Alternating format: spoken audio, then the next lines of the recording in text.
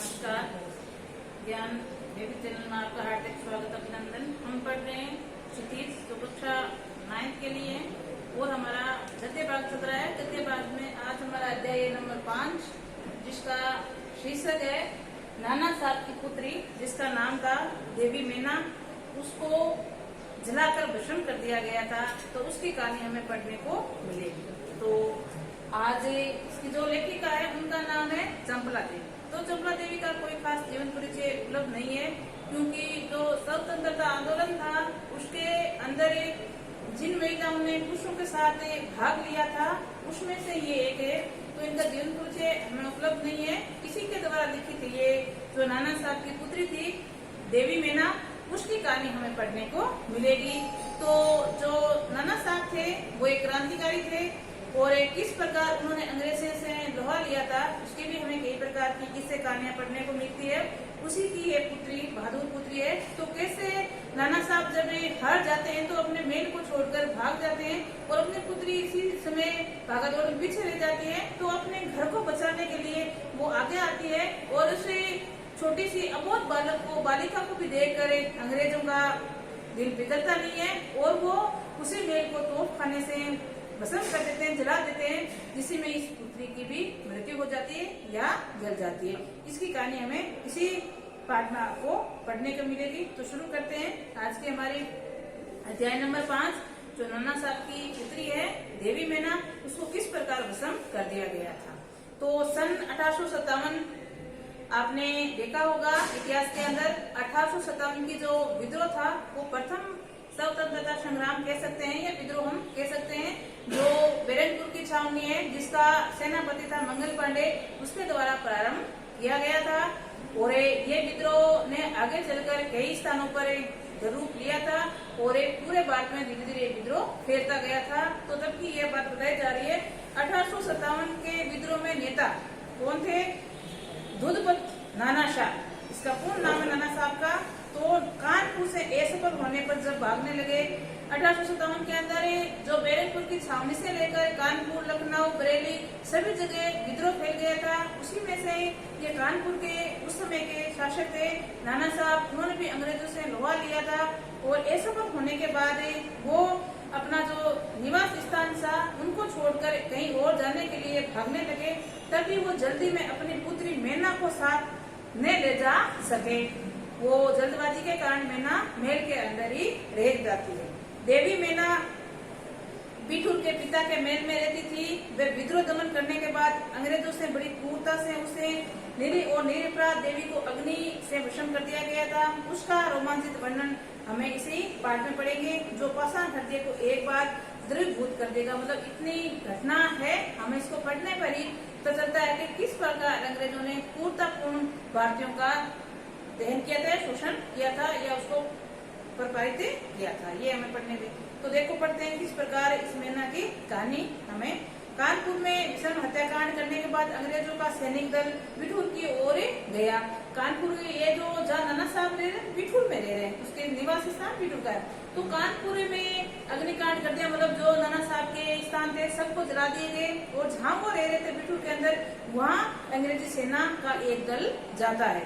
तो बिठूर में नाना साहब का राजमहल लूट लिया गया और उस पर बहुत थोड़ी संपत्ति अंग्रेजों के हाथ लगी थी। जहाँ ये रह रहे थे बिठूर में, वहाँ से जितनी हाथ लगी उतनी संपत्ति अंग्रेजों ने लूट ली थी। और लूटने के बाद अंग्रेजों ने तोप के गोले से नाना साहब का महल भस्म करने का निश्चय कर लिया गया था। जितनी संपत्ति मिल पाई महल से उन्होंने निकाल ली और बाद में महल को जलाने का निर्णय लिया गया था। तो महल को जलाने के लिए उसने तोपें लगाई है या तोप का निशाना तैयार किया है। तभी क्या होता है, सैनिक दल ने जब वहाँ तोप लगाई उसी समय महल के बरामदे में एक अत्यंत सुंदर बालिका आकर खड़ी हो गई। उसे देखकर अंग्रेज सेनापति को बड़ा आश्चर्य हुआ, क्योंकि महल लूटने के समय वो बालिका वहाँ दिखाई नहीं दी थी। अभी अभी आया था कि महल को पहले लूटा गया था और लूटने के बाद में उसको जलाने का निश्चय किया गया था। तो जैसे ही जलाने के लिए तोप वहाँ लगाई गई, तभी उसी महल से एक बहुत ही सुंदर बालिका बाहर निकल कर आती है। तो अंग्रेज सेनापति को बड़ा आश्चर्य होता है कि ये हम जब लूटपाट कर रहे थे तब हमें ये बालिका बालिका मेल के अंदर नजर नहीं आई थी। उस बालिका ने बरामदे में बड़ी खड़ी होकर अंग्रेज सेनापति को गोले बरसाने से मना किया। उन्होंने कहा कि हमारा घर है, आप इस घर पर गोले क्यों बरसा रहे हो, ऐसा ना करें। इस चीज के लिए बालिका ने अंग्रेजों को मना किया है। उसका करुणा वो मुख और अलग पेशे देखकर सेनापति को उस समय दया आई। सेनापति ने उससे पूछा कि क्या चाहती हो। सेनापति उस छोटी बालिका को देखकर थोड़ा एक बार दयालु हुए थे, तो उन्होंने पूछा कि ऐसा तुम क्यों चाहती हो, तुम्हारा घर ना जले। बालिका ने शुद्ध अंग्रेजी भाषा में उत्तर दिया, क्या आप कृपया करके इस मेल की रक्षा करेंगे।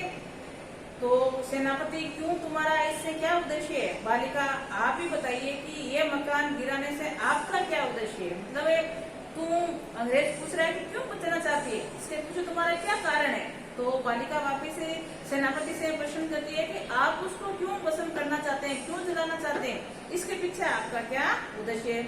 सेनापति, ये मकान जिन्होंने शस्त्र उठाए थे वे दोषी है, पर इस जड़ पदार्थ मकान ने आपका क्या अपराध किया है। बालिका कह रही है कि हाँ, हो सकता है जो नाना साहब थे या जो मेरे पिता हैं उनको आप दोषी मान रहे हो तो वो है, लेकिन जड़ समान जो मकान है उसका क्या दोष है, इसका क्या कसूर है, आप उसको क्यों नष्ट करना चाहते हैं। मेरा उद्देश्य इतना है कि ये स्थान मुझे बहुत ही प्रिय है, इसी में प्रार्थना करती हूँ कि इस मकान की रक्षा कीजिए। वो बालिका कह रही कि जो मेरा निवास स्थान है वो मुझे अति प्रिय है, इसलिए आप इसे जलाए ना, ये आपसे मैं प्रार्थना करती हूँ, आप इसकी रक्षा करें। सेनापति ने दुख प्रकट करते हुए कहा कि कर्तव्य के अनुरोध से मुझे ये मकान गिराना ही होगा। इस पर बालिका ने अपना परिचय बताते हुए कहा कि मैं जानती हूँ कि आप जनरल है, इसका नाम है, आपकी प्यारी कन्या मेरी में और मुझ में बहुत प्रेम संबंध था। मतलब जो ये सेनापति आ रहा है उसका और इस बालिका का, जो नाना साहब की थी, दोनों सहपाठी थे और एक दूसरे से परिचित भी थे। तो ये बता रही कि मैं आपको जानती हूँ, आप एक सेनापति है, ये इसका नाम है, और आपकी बालिका है, आपकी कन्या है, वो मेरे साथ ही पढ़ती है या मेरे से प्रेम संबंध रखती है। कई वर्ष पूर्व मेरे पास बराबर आती थी, मुझे हृदय से चाहती थी। इस समय आप भी हमारे यहाँ आते थे और मुझे अपनी पुत्री की समान प्रेम करते थे।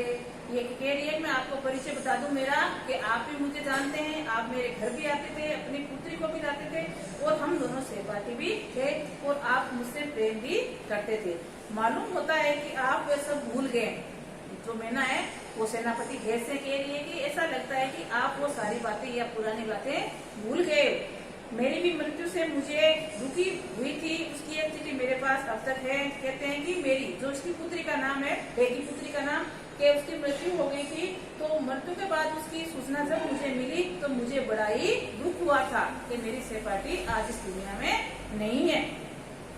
ये सुनकर सेनापति के होश उड़ गए, उसे बड़ा आश्चर्य हुआ और फिर उसने इस बालिका को भी पहचान लिया और कहा, अरे ये तो नाना साहब की कन्या मैना है। अब सेनापति ने इस बालिका को पहचाना है और कह रहा है कि ये तो नाना साहब की बेटी है जिसका नाम क्या है, मैना। सेनापति खेर ने कुछ क्षण ठहर कर बोला, हाँ मैंने तुम्हें पहचाना है कि तुम मेरी पुत्री, मेरी की सहचरी मतलब सहपाठी हो, किंतु मैं जिस सरकार का नौकर हूँ उसकी आज्ञा नहीं टाल सकता, तो मैं तुम्हारी रक्षा करने का प्रयत्न जरूर करूंगा। कि मैं जिस काम में, जिस सरकार के यहाँ नौकरी करता हूँ उसका ये आदेश है कि मैं इस मकान को जलाऊं, इसलिए मैं उसको टाल नहीं सकता, लेकिन तुम्हारी रक्षा करने का मैं अवश्य कोशिश करूंगा। इसी समय प्रधान सेनापति जनरल उटरम वहाँ आ पहुँचते हैं और उन्होंने बिगड़कर सेनापति से ऐसे कहा, नाना साहब का मेल अभी तक तोप से क्यों नहीं उड़ाया गया। ये सेनापति इससे बड़े उपरोधे के जनरल आ जाते हैं और उन्होंने सेनापति को आदेश दिया है कि अब तक आप लोगों ने नाना साहब का जो मेल था उड़ाने का बोला था, अभी तक क्यों नहीं उड़ाया। सेनापति भे ने विनम्र पूर्ण कहा कि मैं इसी फिक्र में हूँ, तुमसे आपसे एक निवेदन है, क्या किसी तरह नाना साहब का मेल बचा जा सकता है। कि मैं उड़ाने की कोशिश में ही लगा हुआ हूँ, लेकिन आपसे एक विनम्र निवेदन करना चाहता हूँ कि आप क्या किसी मेल को किसी तरह हम बचा सकते हैं। तो जो जनरल है वो क्या कहते हैं, आज्ञा के बिना ये संभव नहीं है, मतलब इससे बड़े जो गवर्नर जनरल है उसकी आज्ञा लेनी पड़ेगी, उसकी अगर उन्होंने परमिशन दे दी तो हम इसको अवश्य ही बचा सकते हैं। नाना साहब ने अंग्रेजों का क्रोध बहुत अधिक है, नाना साहब वंश का महल, इससे दया दिखाना ये संभव है। वो कह रहे हैं जो यहाँ भी आए हैं गवर्नर, उनके कह रहे हैं गवर्नर को नाना साहब के प्रति बहुत ज्यादा गुस्सा है और वो नाना साहब के किसी भी वंश को वंचित या बचाना नहीं चाहते हैं, इसलिए उनसे प्रार्थना करना हो सकता है भी हमारे लिए अच्छा नहीं हो सकता है। सेनापति है तो लॉर्ड कनिंग, ये वहाँ के गवर्नर जनरल है, उसे विषय पर एक तार देना चाहिए। तो ये जो सेनापति है वो उनसे कह रहा है कि हो सकता है वो हमारी विनती सुन ले, इसलिए उनको उन तक तार के रूप में हमें सूचना भेजनी चाहिए। तो ट्रम आखिर ऐसा क्यों चाहते हो, क्या कारण है? तब ये मेल युद्ध किए बिना या लड़की किए बिना नहीं छोड़े सकते। सेनापति है ने मन में दुखी होकर वहां से चला गया। उसके बाद जनरल ने नाना साहब का मेल चारों ओर से घेर लिया गया, मेल का फाटक तोड़ दिया गया, अंग्रेज सिपाही भीतर घुसे और मेना को खोजने लगे, किंतु आश्चर्य है कि सारे मेल का कोना कोना खोज डाला पर मेना का पता नहीं चला। अब जो सेनापति उनको है नाम के सेनापति थे उनको जलाने के लिए आए थे वो तो वहां से चले गए, लेकिन जो बाकी सेना थी वो मेल का दरवाजा, मुख्य दरवाजा को तोड़ दिया गया है और जो लड़की थी मेना उसको खोजने के लिए वो पूरा मेल का प्रत्येक कोना कोना वहां खोज रहे हैं, लेकिन आश्चर्य क्या है उस मेल में वो लड़की कहीं भी नजर उनको नहीं आई थी। उसी दिन संध्या के समय लॉर्ड कैनिंग का एक तार है जिसका आशय इस प्रकार था, उसे जो सूचना भेजी थी उस सूचना का वापिस देखो क्या आया है। प्लेडन ने मंत्रिमंडल का ये मत है कि नाना का स्मृति चिन्ह मिटा दिया जाए, इसलिए वहाँ की आज्ञा के विरुद्ध कुछ नहीं हो सकता। इसी क्षण पूर्व जनरल की आज्ञा से नाना साहब के सुविशाल राज मंदिर पर तोप के गोले बरसाने लगे। घंटे भर में ये मेल मिट्टी में मिल गया। जो आदेश आया था वो आया था कि इस मेल को जलाना ही है। नाना साहब का कोई भी वंशज वो देखना नहीं चाहते हैं, तो कहते हैं कि जैसे ही आदेश आया तो तोप के गोले बरसाने शुरू हो गए और घंटे भर के अंदर जो नाना साहब का राज मंदिर था या महल था वो मिट्टी में तब्दील हो गया। उसी समय लंदन के सुप्रसिद्ध टाइम्स, ये उनकी अंग्रेजों की एक समाचार पत्रिका है, पत्र में 6 सितंबर को ये एक लेख में लिखा गया कि बड़े दुख का विषय है कि भारत सरकार आज तक इस दुर्दांत नाना साहब को नहीं पकड़ सकी, जिस पर समस्त अंग्रेज जाति का भीषण क्रोध है। जब तक हम लोग शरीर से रक्त रहेगा तब तक कानपुर के अंग्रेजों को हत्याकांड का बदला लेना हम लोग ना भूलेंगे। उस दिन पार्लियामेंट हाउस ऑफ लॉर्ड सेना का सर टॉमस हे की एक रिपोर्ट बड़ी हंसी हुई, जिसने सर ने हे नाना साहब कन्या पर दया दिखाने की बात की थी। जो इनकी पत्रिका थी उसमें ये बात छपी थी जिसमें ये बात का जिक्र भी किया गया था कि नाना साहब को पुत्री को बचाने के लिए किस प्रकार हे ने प्रयत्न किया, क्योंकि हे था वो अंग्रेजों के यहाँ नौकरी करता था तो उसका नौकरी का सवाल था तो उसको बचा नहीं पाया, लेकिन उसने प्रयत्न जरूर किए थे। तो ये समाचार उनकी पत्रिका में छपा है। हे के लिए निश्चय ये कलंक का विषय था या कलंक की बात थी। जिस नाना साहब ने अंग्रेज नर नारियों का संहार किया उसी कन्या के लिए क्षमा, आपका सारा जीवन युद्ध में बीता। अंत में वर्धा आश्रम में शटाम सेन एक मामूली महाराष्ट्र बालिका के सौंदर्य पर मोहित होकर अपना कर्तव्य ही भूल गए थे। इसमें मतलब इस बात को बड़ा चढ़ाकर छापा गया था कि सर टॉमस से वो अंग्रेजों का यहाँ नौकरी करके या अंग्रेज होकर एक भारतीय की बच्ची पर मोहित होकर उसको बचाने की कोशिश की थी। कन्या ने कोई भी समझ जहाँ कहीं भी वह मार डाला जाए। नाना की इस कन्या ने हे का प्रलोभन हुआ, उसे उसी के सामने फांसी पर लटका दिया गया। मतलब ये जो हे था सेनापति था उसको भी इसकी सजा मिली थी। सन 57 में सितंबर माह के अर्धरात्रि समय चांदनी में बालिका उज्जवल वस्त्र पहनने में नाना साहब के भावनाविष्ट प्रसाद के ढेर में बेटी रो रही थी। पास जनरल ओटम ने सेना की ठहरी हुई थी। कुछ सैनिक रात्रि के समय रोने की आवाज सुनकर वहां गए। बालिका केवल रो रही थी। सैनिकों ने प्रश्न पर कोई उत्तर नहीं देती रही। उसके बाद कराल रूपधारी जनरल जो यहाँ का है पूर्व था उसी वो वहाँ पहुंच जाता है। वह तुरंत पहचान बोला ओ ये नाना साहब की लड़की मेना है, पर यह बालिका किसी और ने देखती और मैं अपने चारों ओर सैनिकों को देखकर जरा ही डरी है। जनरल ने आगे बढ़कर अंग्रेज सरकार की आज्ञा से तुम्हें गिरफ्तार किया जाता है। तो मैना ने उसे मुंह की ओर देखकर आर्त स्वर में बोली मुझे कुछ समय दीजिए, मैं आपके यहाँ तो जी भरकर रो लेना चाहती हूँ कि हाँ आप मुझे गिरफ्तार कर सकते हैं, लेकिन मुझे कुछ समय दीजिए, क्योंकि जो उनका महल था उस महल की जो मिट्टी हो गई थी जलाने के बाद, वहाँ बैठकर ये बालिका रो रही थी। कारण क्या था, उनको महल अति प्रिय था, उन्होंने कहा भी था, उसने अंग्रेज सेनापति से रिक्वेस्ट भी की थी, प्रार्थना भी की थी कि हमें इस महल से निकालो मत या जलाओ मत, बचाओ मुझे, लेकिन ऐसा नहीं हो पाया। तो बालिका जो अपना महल था मिट्टी में तब्दील हो गया था, उसको देखकर रो रही थी और उनसे कह रही थी कुछ समय मुझे वोट दीजिए ताकि मैं जी भरकर रो लूं। ये पासा हटने वाली अंग्रेज जनरल इसकी अंतिम इच्छा पूर्ण होने दी।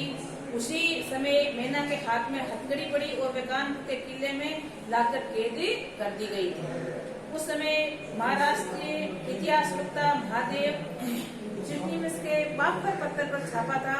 ये एक समाचार पत्र है, उस पर एक समाचार छपे थे, उसकी लाइनें आपको यहाँ पढ़ने के लिए मिलेगी। जब क्या छपा है, कल कानपुर के किले में भीषण हत्याकांड हो गया था और नाना साहब की एकमात्र कन्या मेना दग्धती व आग में जलाकर भस्म कर दी गई। भीषण अग्नि में शांत एवं सरल मूर्ति इस अनुपमा बालिका को जलता देखकर सबने देवी समझकर प्रणाम किया था।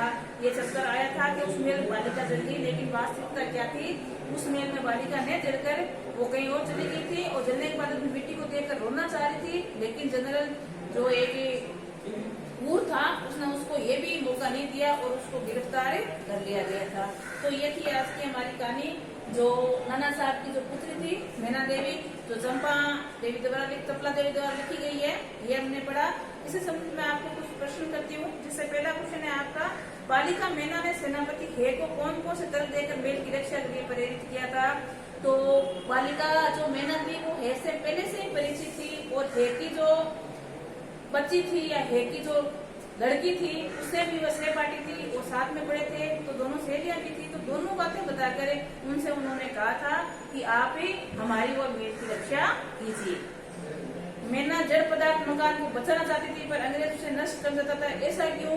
मेना अपने जड़ पदार्थ मकान से अत्यंत प्रेम करती थी, लगाव था, क्योंकि बचपन से उन्होंने अपना समय व्यतीत इसी घर में किया था, इसलिए वो बचाना चाह रही थी। लेकिन अंग्रेज नाना साहब के किसी भी चीज को या किसी भी वस्तु को नष्ट करना चाहते थे, इसलिए वो उनको जलाना चाह रहे थे। आगे हम देखें तो बालिका मेना के चरित्र की कौन कौन सी विशेषताएं आप अपनाना चाहेंगे और क्यों, इसकी हम निडरता देखें। तो अंग्रेज सामने खड़ी होकर उन्होंने ये कहा कि आप इस मेल को बचाइए या इसको ना जलाइए, और जलने के बाद वो मिट्टी के ढेर में किस प्रकार उसकी आत्मीयता दिखाती है, वो भी हमें अच्छा लगा। तो ये थी मेना की कुछ विशेषताएं जो हम अपनाना चाहेंगे। तो आज के लिए इतना ही।